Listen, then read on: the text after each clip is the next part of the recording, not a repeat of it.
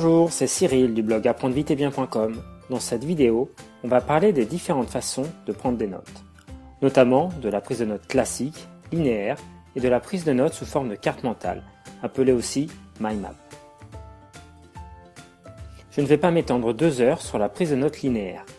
C'est ce que l'on a appris à pratiquer à l'école depuis le CP. Pour prendre des notes de cette façon, vous placez une feuille devant vous, verticalement en mode portrait. Vous écrivez éventuellement le titre en haut et c'est parti. Vous écrivez des blocs de texte, les uns au-dessous des autres, parfois avec des abréviations pour gagner du temps. On respecte alors la grammaire et la chronologie des informations notées.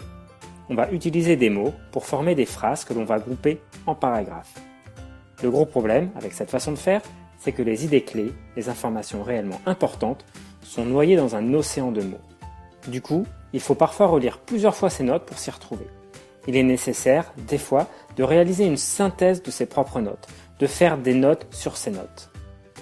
Lorsque l'on écrit, il n'est pas possible de revenir en arrière pour noter une précision ou un complément sur une information déjà notée.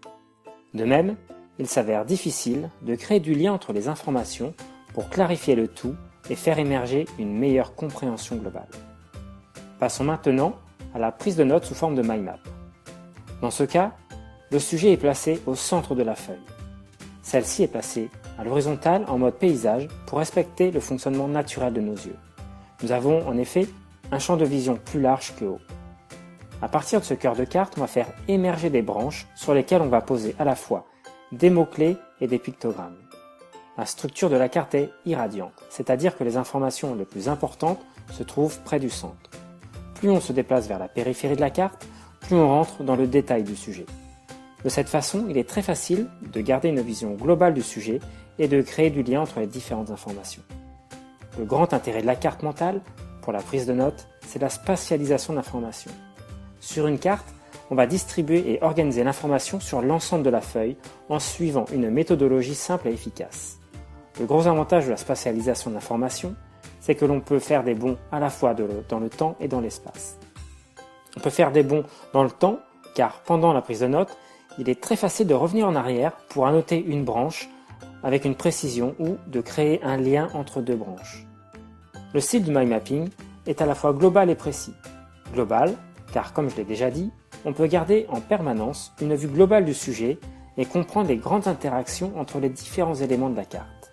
Précis, car on peut à tout moment se focaliser sur une branche en particulier tout en la contextualisant avec les mots-clés et les pictos qui se trouvent autour. On peut réellement jouer sur sa perception et sa lecture de la carte avec un effet de zoom-dézoom en fonction de ce que l'on cherche. Si la prise de notes visuelle vous intéresse, je vous invite à jeter un coup d'œil sur la formation que j'ai mise en ligne sur ce sujet sur mon site apprendreviteetbien.com. Vous apprendrez les bases du mind mapping et du sketchnoting.